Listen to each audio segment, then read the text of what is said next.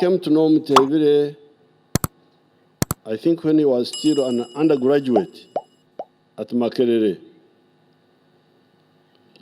He was slightly behind me in school, in the university. And I think by the time Amin came to power,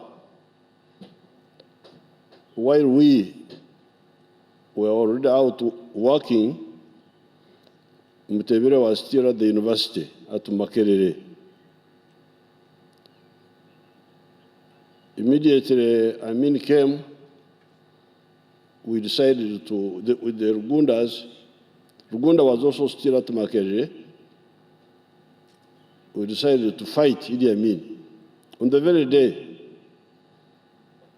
Idi Amin announced his coup, it was around 3 o'clock in the afternoon, and by 5, we had met at Bugorovi in Yona Kanyomo's house, and we had decided to fight Idi Amin. That was 25th of January, 1971. I spent the 26th of January arranging some money, and on the 27th, I left with 4 other people through Mbarara and entered Tanzania. So the Rugundas and the Mutebiles stayed in Makerere, in the university. I think he even competed for guild or something like that. I was hearing some of those stories, but I was not concentrating on them because I had more urgent things to deal with. So afterwards, I think they had some issues at Makerere with Amin and Rugunda, with whom I was in contact. At one time, I even came and spent a night in Rugunda's room when I was already a guerrilla from Tanzania. Spent a night in Rugunda's room in a university called University Hall, which was above Northcote. Northcote was here, this one was like somewhere up there. And then I went with Rugunda to meet Rugumayo. Rugumayo was a minister in that Amin government. So we went and met Rugumayo, and then that was in 1972. They were still there. I think even 72, they were still there. I think it was after that they left. Now, when they left, I didn't hear about Mutebile. I think he went abroad. But Rugunda went to Zambia, the University of Zambia. So that one we were in touch. I used to go to Zambia and meet our people there. So when we came back, 79,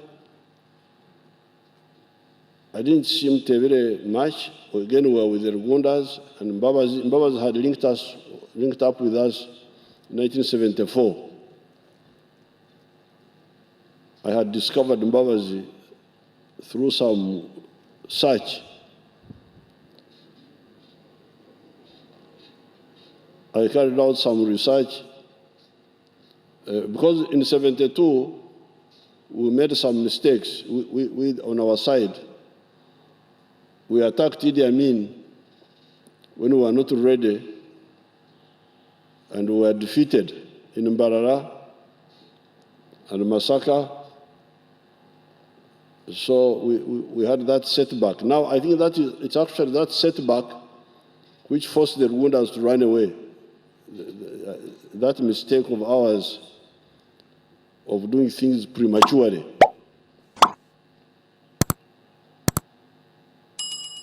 So 79 we came, but the politics of Uganda was not sorted out. That's what Mama Bet was talking about, the killings, the what. And we had those elections. I don't know what Mutebile was doing at that time, whether he had rejoined the government or what, I don't remember. Then we went again to fight the second round. In the second round, the Rugundas, the Mbabazis, the Chikeres, this time we had a very strong group in Nairobi known as the External Committee. But Mutebile, I think remained here, or I didn't see him. Now, when we were in all those fights, because people have been talking about the economy of Uganda, I want you to get the story accurately. The synthesis of the different currents that enabled the economy to come up. When we were in the bush, we wrote the 10 points program. You should get that program and see it. And it had a number of points, but I think the 2 points that affected the economy most were a number of them. One of them ensuring security of person and property, and secondly, point number 5, which was talking of building an economy which is integrated, independent, and self-sustaining. So we came with these 10 points from the bush. When we came, we found these civil servants who were in the ministries. And this is where now the Mutebiles come in. In particular, they contributed 3 points.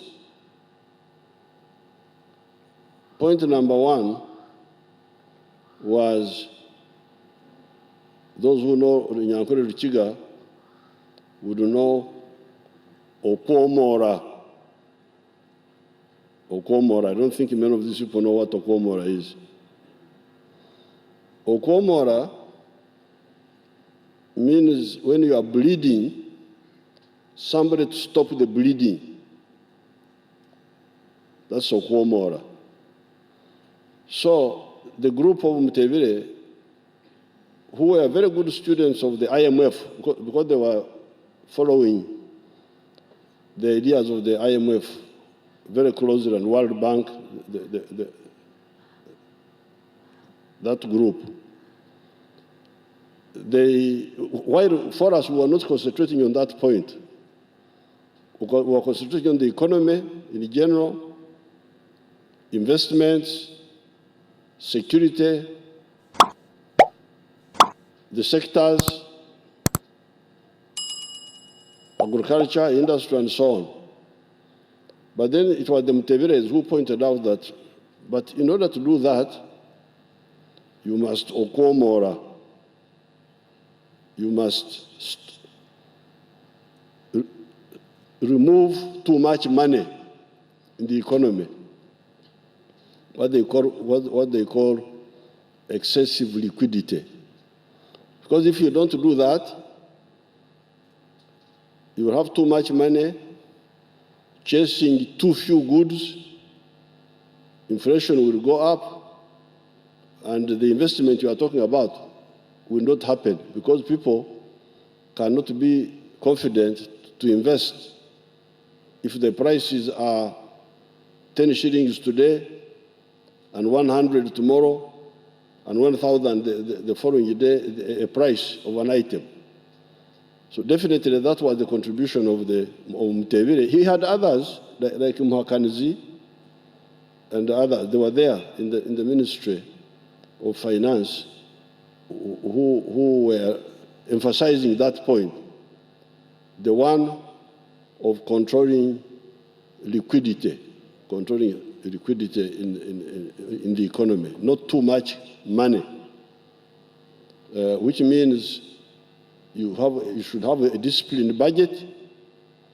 If you don't have money, don't spend money you don't have. That was their slogan, which helped us, because for us, we were not focusing on that particular point. Then the second contribution was allowing the Uganda shilling to float, as they were calling it.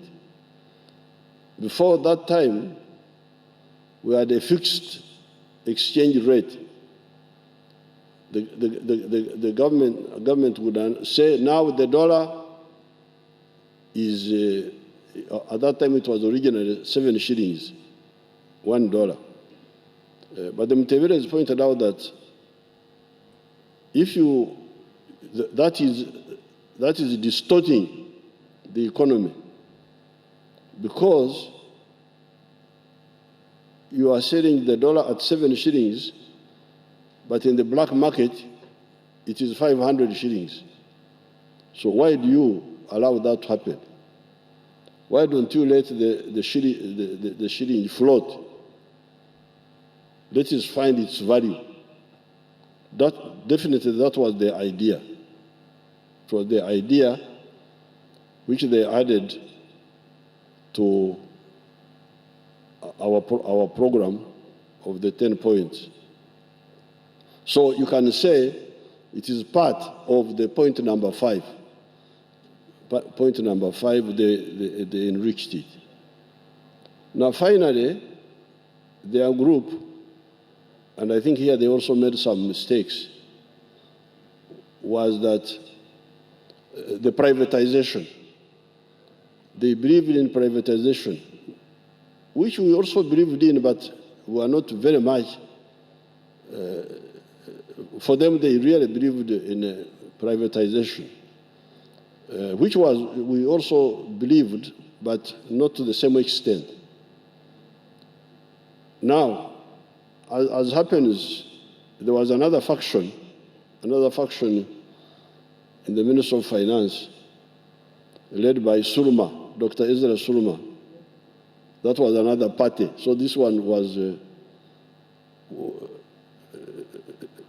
something, and the other one was another something else. There were two wings of the NRM economic team. Like on the issue of the commercialization of the UCB, big war. Surma did not believe that UCB should be commercialized, should be privatized, because he was saying it is making profit. While we believe in privatization, but if it is making profit, why do you privatize it? The Mutebile had their own arguments, which persuaded me, but I think this time they were wrong. Because they were arguing that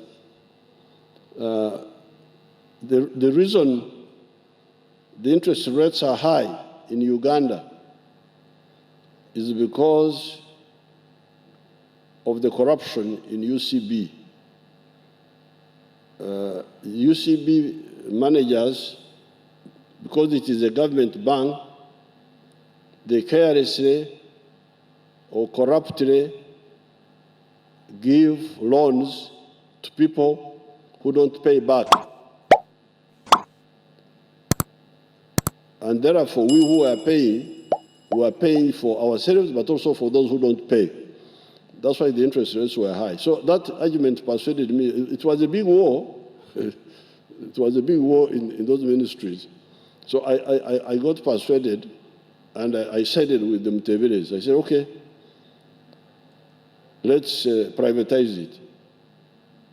Banange, after privatizing it, the interest rates have never gone down.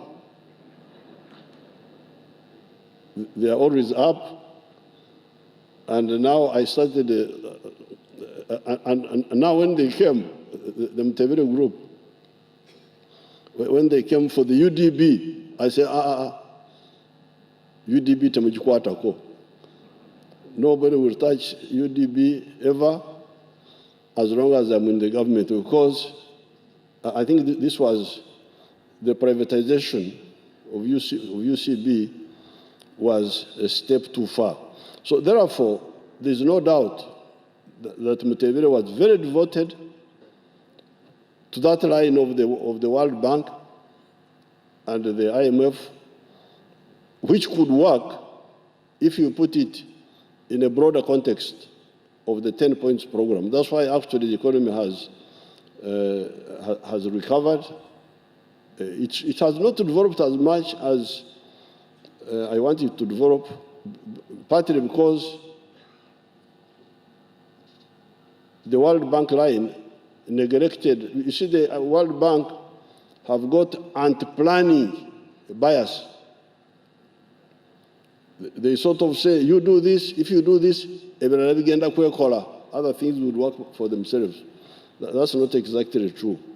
But if you combine the two, like we did, taking advantage of these economists, Mutebile, Kasami, they had a group there, Kasami, Muhakanizi. There are others who are not well known, but they are all there. Using their, number one, control the supply of money. Number two, liberalize the currency, the foreign currency.